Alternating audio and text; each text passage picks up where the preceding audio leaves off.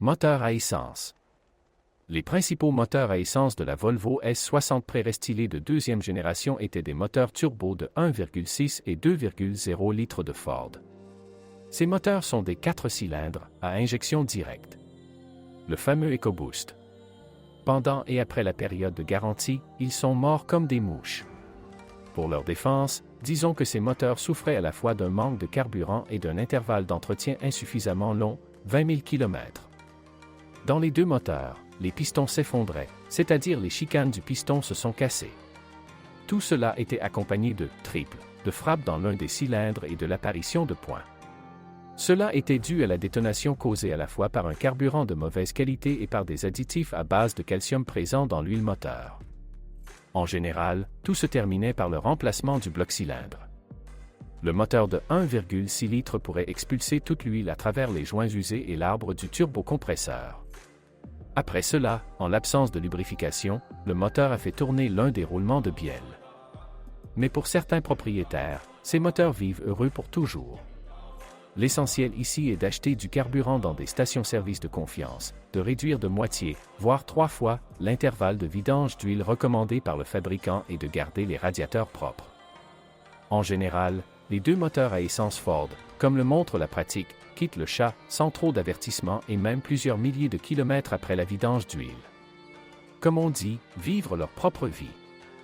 2.5 T5B 5254 T5 253 chevaux 2.0 B 5204 T 880 chevaux 2.0 B 5204 T 9 214 chevaux.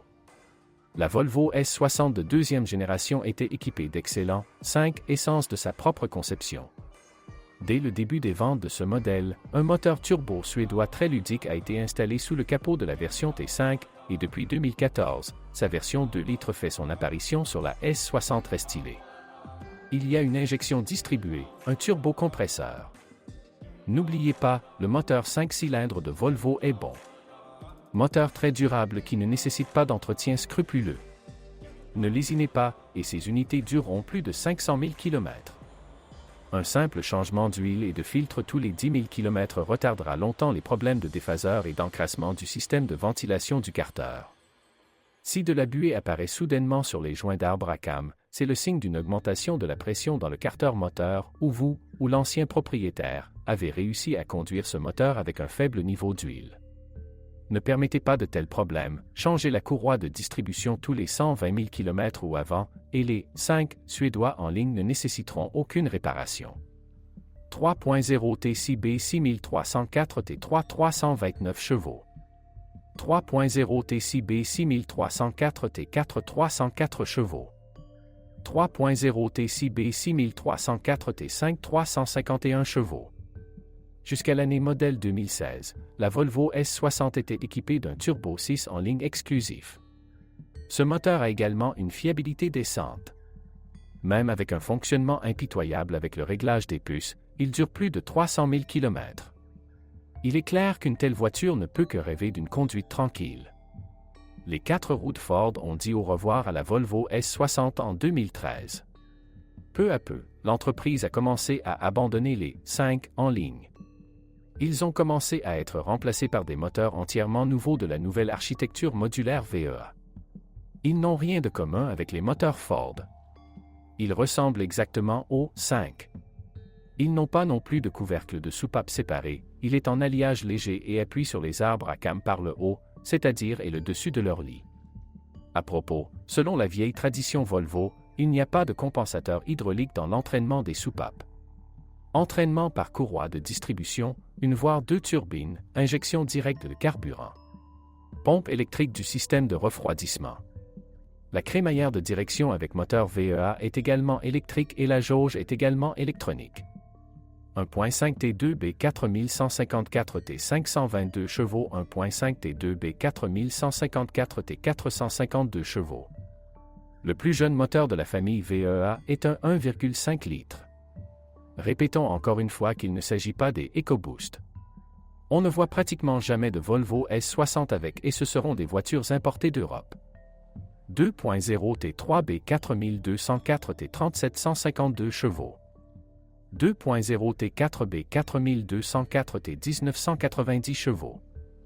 2.0 TB 4204 T6 203 chevaux. 2.0 T5B 4204 T11 245 chevaux.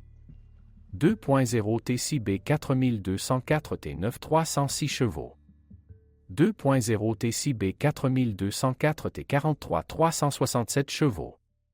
Sa version 2 litres est beaucoup plus courante. Cette unité se retrouve dans toutes sortes de versions avec une puissance à partir de 152 ch jusqu'à 367 chevaux avec puce Polestar. Ces moteurs sont également appelés drive. Ils sont également installés sur le S60 de 3e génération. Et ce sont des moteurs très décents, même s'ils n'ont pas immédiatement gagné le droit de s'appeler ainsi. Au cours des premières années de production, ils ont été contrariés par l'augmentation de la consommation de pétrole. Cela était dû à un séparateur d'huile initialement inefficace dans le système de ventilation du carter. Et même avant 2016, ces moteurs avaient un problème de coquefaction des segments racleurs d'huile, car les trous de vidange d'huile dans les pistons étaient très petits. Les propriétaires dont les voitures ont commencé à dévorer avidement de l'huile ont dû installer de nouveaux pistons à leurs frais. En général, les nouveaux 4 de Volvo sont très bons depuis 2016. Moteur diesel. 1.6D 4162 T 114 chevaux. Le turbodiesel junior sous le capot Volvo est le 1.6 HDI français dans sa version 8 soupapes. Bon moteur. 2.0 D3 D 5204 T 736 chevaux. 2.0 D4 D 5204 T 363 chevaux. 2.0 D4 D 5204 T 581 chevaux. 2.0 D4 D 5204 T 2190 chevaux. 2.4 D4 D 5244 T 11 215 chevaux. 2.4 D4 D 5244 T 15 215 chevaux. La Volvo S60 de 2e génération a usé les 5 en ligne et leur a dit au revoir au début de 2014. Ce sont des moteurs sympas avec une excellente durée de vie. Mais il convient de noter qu'il y a eu des cas de fissures apparaissant entre les cylindres. Cela s'applique principalement aux versions de 215 chevaux. Le problème est lié à un réglage des puces tordues et à une surchauffe du moteur. Rappelons encore une fois la nécessité de garder propre le sandwich des radiateurs et du refroidisseur intermédiaire. 2.0 D2 D 4204 T8 T 20 chevaux. 2.0 D3 D 4204 T4 T 950 chevaux. 2.0 D4 D 4204 T 581 chevaux. 2.0 D4 D 4204 T 1490 chevaux. 2.0 D5 D 4204 T 11 224 chevaux. Les 5 ont été remplacés par les 4 de l'architecture modulaire VEA. La pompe de ces moteurs est entraînée par une courroie de distribution. La pompe à huile a une capacité variable. Il n'y a pas de jauge, mais un capteur électronique. Au cours des premières années de production, ces moteurs ont participé à une campagne de rappel associée au risque de fonte du collecteur d'admission et même d'incendie. La coupable est la vanne EG Air. Elle a été remplacée sur un demi-million de Volvo équipés de ce moteur, produite de 2013 à 2019. Sinon, il n'y a pas encore de problème avec les nouveaux 4 diesel Volvo. MPS 6/6DCT 450. La Volvo S60 de 2e génération avec des moteurs non natifs était équipée d'une transmission robotique présélective MPS 6. Les moteurs non natifs sont les moteurs turbo essence Ford d'une cylindrée de 1,6 et 2,0 litres, ainsi qu'un turbodiesel français d'une cylindrée de 1,6 litres. La Volvo S60 était équipée de la transmission MPS 6 à embrayage humide, elle s'appelle CDCT 450. L'embrayage est mouillé parce que ces disques sont immergés dans l'huile de transmission qui dessert le corps de vanne. Par conséquent, toute la poussière des garnitures de friction d'embrayage pénètre dans l'huile et le corps de soupape. Pour éviter que le robot présélectif CDCT 450 ne subisse prématurément une grosse révision, il faut changer l'huile qu'il contient tous les 40 000 km, tout en changeant le filtre externe. Il recommande également d'installer un radiateur externe et un thermostat plus froid. Quoi qu'il en soit, après 120 000 km, cette transmission commencera à se morfondre. Il y a ici de nombreux points faibles. L'embrayage fonctionne avec un volant moteur bimasse. Il est situé à l'intérieur de la transmission CDCT 450. Les ressorts d'amortisseurs du volant s'usent tout simplement eux-mêmes et usent leur siège dans la cage. Pour cette raison, de la poussière d'acier apparaît dans l'huile, un voile d'embrayage se produit, ce qui entraîne une fuite d'huile à travers le joint d'huile sur le couvercle d'embrayage. Avant cela, le MPS-6 mouillé commencera à donner des coups de pied lors du changement de vitesse. L'un des rapports peut également disparaître et des erreurs associées apparaîtront. Dans ce cas, le remplacement des solénoïdes principaux usés peut aider. À propos, pour les remplacer, vous n'avez pas besoin de retirer et de démonter la transmission. Ils sont accessibles après retrait du plateau vertical.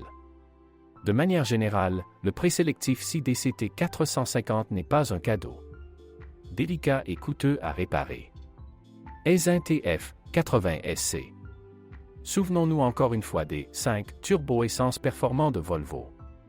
Ils sont également bons car ils sont associés à une transmission automatique à 6 vitesses Aisin TF80SC. Revenons au refroidissement. Installez un radiateur externe pour ATF, mettez-le à jour tous les 80 000 km au plus souvent. Dans ce cas, Aisin parcourra plus de 250 000 km avant révision. Aisin TF71SC. Une boîte à 6 vitesses légèrement différente était disponible avec le moteur turbo de 1,5 litres. Transmission automatique Aisin TF71SC. Il est livré avec un mauvais système de refroidissement en usine.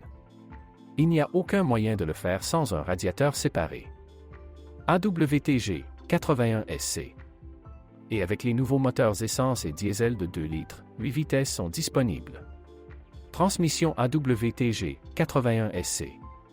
Cette automatique a été créée pour le Lexus RX et a été testée sur celui-ci. Très vite, cette transmission est apparue sur les BMW X1, X2, Mini, Toyota, Volkswagen, Opel, Geely Tugela et toutes les Volvo modernes. Et c'est une transmission classique fiable et très décente. La Volvo S60 de deuxième génération est équipée de servo-freins de stationnement. Après 5 à 7 ans, les servos tombent en panne parce que la saleté et l'eau pénètrent dans leur boîte de vitesse. Ils se retirent facilement des étriers. Si la saleté a entraîné une usure importante des engrenages, les boîtes de vitesse devront alors être remplacées par des neuves. Les roues avant sont suspendues sur des jambes de force McPherson avec les triangles habituels. À propos, presque toutes les pièces de la suspension avant conviennent aux Mondeo 4, S-Max et Galaxy 2. Le point faible de ces leviers réside dans leur cylindre-bloc arrière. Ils ont craqué après un kilométrage de 120 000 km. Au fur et à mesure que les fissures se multiplient, le conducteur commence à sentir la suspension avant vaciller pendant la conduite et surtout lors du freinage. Les blocs silencieux d'origine dans une cage en acier se vendent 150 $, les bons substituts sont 3 fois moins chers. La rotule est vendue uniquement sous la forme d'un ensemble avec levier et blocs silencieux, 300 $. Mais la rotule standard peut être retirée en science et rivet. Les rotules non originales ainsi que 3 boulons de fixation sont vendus entre 40 et 60 $ et encore moins chers. Les paliers de support, 31 277 826, des jambes de force des amortisseurs avant sont mal protégés de la saleté et de l'humidité. Ce mélange les rend croustillants à 120 000 km. Pour l'original, vous devrez payer environ 100 $. Les substituts sont 2 à 3 fois moins chers. Les tirants et les extrémités sont vendus séparément, l'original coûte de manière assez inhumaine, 130 $ et 200 $. Les jambes de force stabilisatrices durent 50 000 km, tout dépend des routes, de la taille des roues et de la fréquence de stationnement sur les trottoirs. L'original coûtera 50 $. Les roulements de roues avant de certaines Volvo S60 ont commencé à bourdonner après 150 000 km. Le hub d'origine coûtera 440 $, un remplacement coûte 3 fois moins cher. La suspension arrière comporte 4 bras pour chaque roue, des pièces comme celles des Ford susmentionnées. Le point faible ici est le silencieux avant du bras oscillant. Le bloc silencieux est vendu séparément au prix de 250 $. Les bons fabricants de pièces détachées vendent un kit de réparation comprenant 2 cylindres-blocs et des vis de montage à moitié prix. Le bras de suspension arrière le plus court ne dure pas longtemps. Sous la marque Volvo, il coûte 130 $, la version non originale est 5 fois moins chère. La Volvo S60 de deuxième génération pouvait être équipée d'amortisseurs forcés à commande électronique, ils étaient produits par Monroe. Si ces amortisseurs fuient, vous devrez alors payer $620 pour l'avant et $700 pour l'arrière. Tout va bien avec la carrosserie de la Volvo S60. Il ne rouille pas du tout. Mais sur les voitures à kilométrage élevé, la peinture peut écailler les bords des passages de roues. La peinture peut également tomber des portes sous les poignées de porte. En général, il est difficile de trouver à redire au métal suédois. Bien qu'il y ait des exceptions à chaque règle, si la voiture est équipée d'un servomoteur pour rétroviseur rabattable, cela nécessitera un jour une attention particulière. Dans certains cas, vous pouvez vous en sortir en ajoutant du lubrifiant au mécanisme de pliage. Mais si les réactifs routiers provoquent la corrosion des supports en s'illumant, alors vous devrez chercher un miroir d'occasion ou un donneur de pièces détachées pour votre miroir. Les phares des voitures d'avant restylage transpirent souvent parce que l'humidité y pénètre à travers une fine couche de mastic. La couche adhésive est particulièrement fine en haut et dans le coin du phare le plus proche de l'aile. Pour résoudre le problème efficacement, il est préférable de décoller le phare et d'ajouter une couche de mastic plus épaisse. Les serrures de porte sur Volvo S60 cessent parfois de fonctionner parce que, un simple moteur dans leur mécanisme tombe en panne. Il n'est pas nécessaire d'acheter des serrures neuves ou d'occasion. Vous pouvez acheter un nouveau moteur en Chine et le changer. Le corps de la serrure est assez simple à démonter.